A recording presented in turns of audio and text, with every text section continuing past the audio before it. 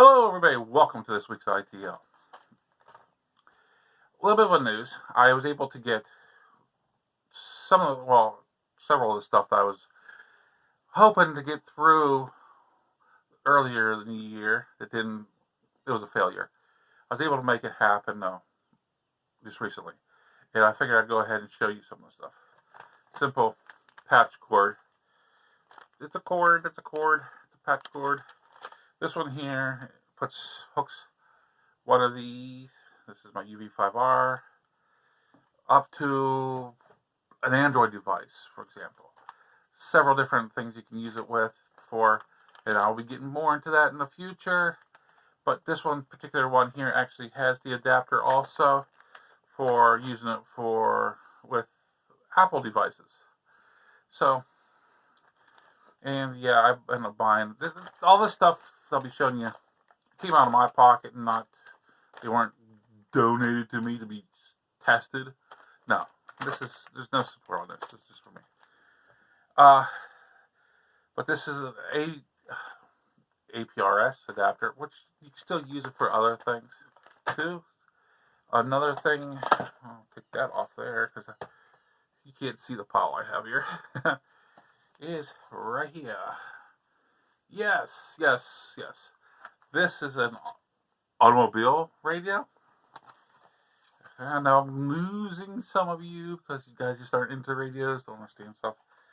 This is basically, in a nutshell, kind of equivalent to this Chinese radio. That's in that. This is a triband.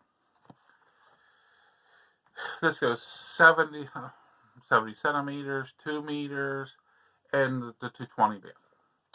Which the 220 bands are dead around here. There's nothing. Well, actually, there's one repeater many miles south of me, down in what is called Newcastle. It's the old dead city also.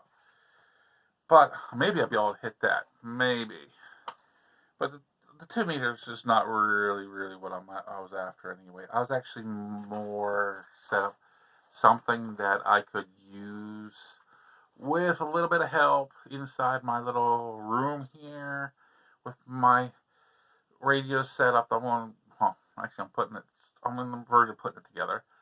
My little radio room here, I can use kind of as a base.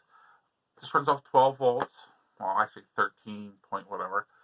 12 volts.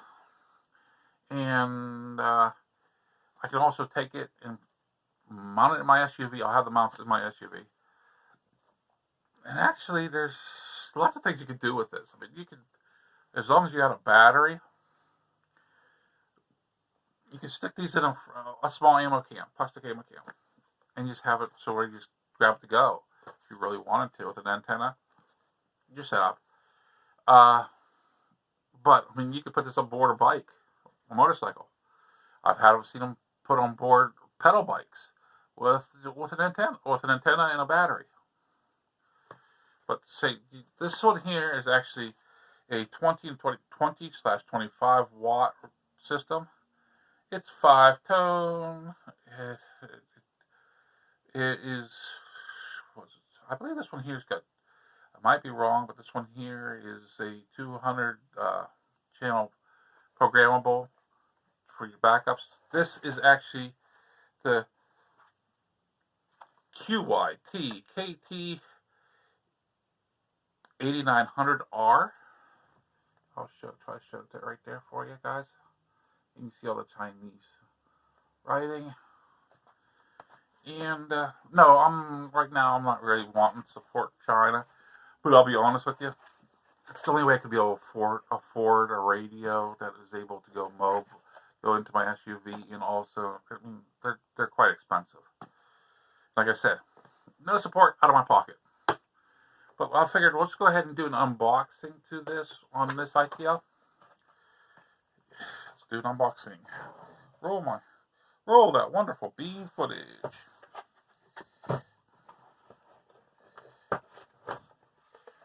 Okay, I just opened it up. Y'all know it's off camera, you can't see it. Right on top of the box comes with a programming cable. Now this is so you can program it via your laptop, a desk unit, whatever. This is a programming cable. And what I'll be using to program it that way is Chirp. From my understanding, it's pretty easy with Chirp with that to do it. The instruction book. See, I haven't opened this up yet. I took it out of its shipping package, but I've never opened this one up yet. So, let me take a look at it. Yeah. It actually looks to be a little bit better written than the instructions for the Baofeng UV5R, but that ain't saying much. I'll know better whenever I get into it. Okay, let's get into it. It's pretty small. I mean, it's pretty darn small. I don't have a tape measure around, or I'd measure it out for you guys. Take it out of the bag for you. I mean, it is small. Wish I had better lighting. But, I mean, it's dinky.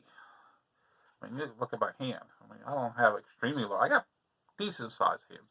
Not extremely large. And I mean, look at that. I can, well, I mean, it's small. But that's one of the conveniences about it. Small, lightweight. You can actually hide this up in a dash or something. With me, it'd be alongside the console on the passenger side, sticking up like, kind of like that on the side, because, well, there's not a whole lot of room in an SUV. Even whenever I was getting here between my side and the console, so. But yeah, it is what it is. It does have a cooling fan in the back. It does have this right here is for well, that's for an external speaker from what it looks like. This is actually where you plug it in up here for your data to put in for your programming. There's a little plug right there. This is for your. Can't really see it too well because it's dark. I'm sorry. This is actually a plug in here. It looks sort of like a Cat 5 plug, sort of, but it's for your microphone. Okay, let's put that back in its little bag. And don't worry, I will be showing this more whenever I go programming it and set it up. So you're not missing out on anything. But I'll bring you along on this ride. Now, this microphone.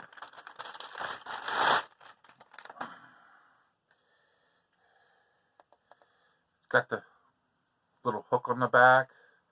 It's got the keys on here, so it's just like a remote. And this actually has the microphone down in here, from what it looks like, because I know a lot of these, they actually had the microphone holes right back up in here, and the microphone was actually behind the keypad, which made it muffled and horrible. It just happens to be one that has it on the bottom, so it should get okay audio. And that just shows you that there's the little plug that goes into the radio. But yeah, it seems to be pretty long. Yeah, it doesn't. I mean, I'm used to CB mics like this, and it don't feel much worse than my Royce I have, or even the ones for my Cobra 19s and stuff like that. I actually had several Cobras in the past.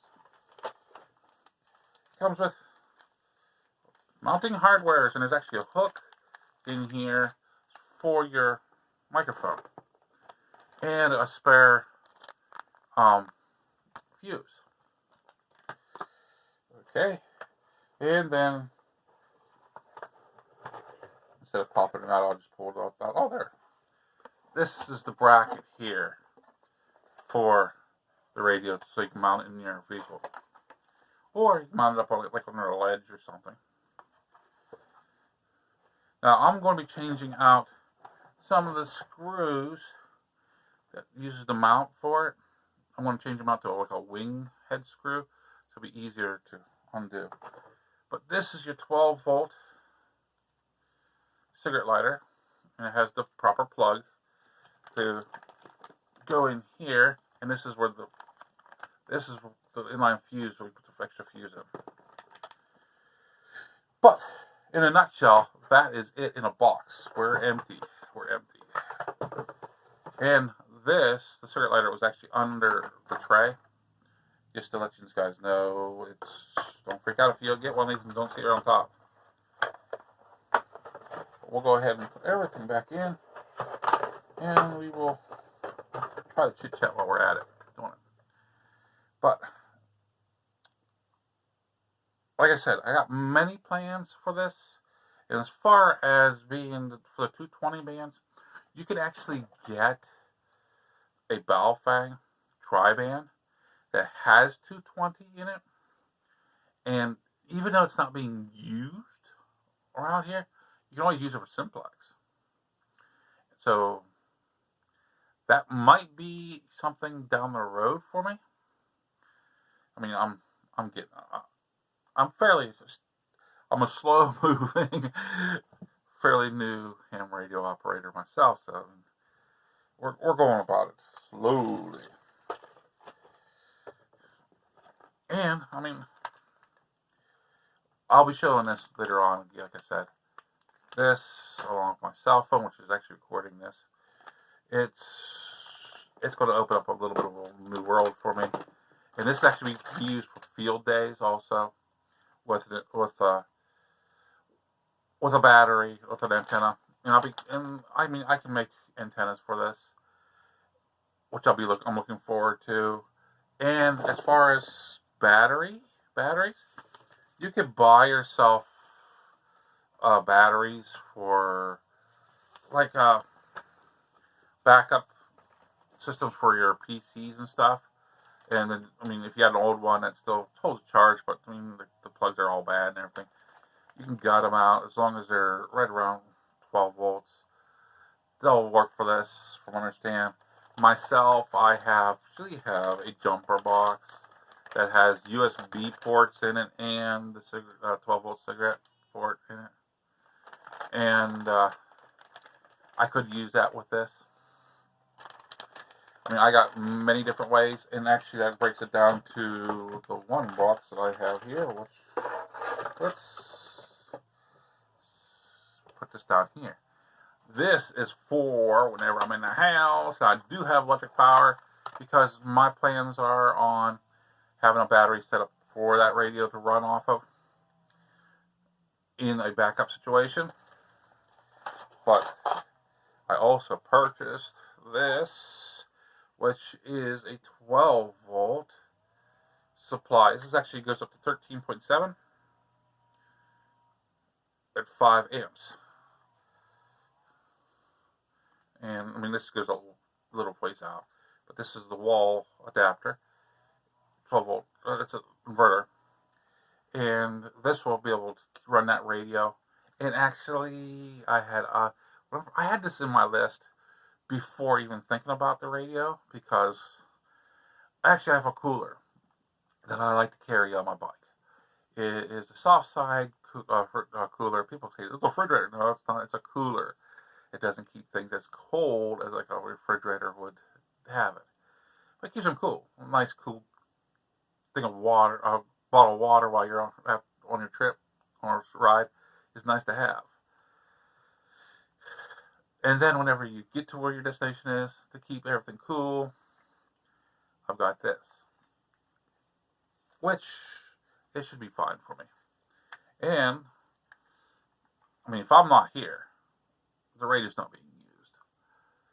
So I've got this to go with me.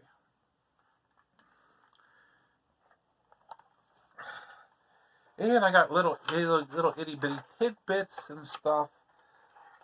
I ordered also different coax connectors, adapters, and stuff like that to keep for my antennas and stuff. So I should be able to put an antenna together. Actually, update for the antenna that I was working on. I showed a few times. I got all the hardware for it. I haven't touched it. I got so much other things to go. First, happy wife, happy life. I got so much other things to be done. I haven't touched the antenna. Now the antenna, I've got all the hardware. I've got everything they put together except for the paint.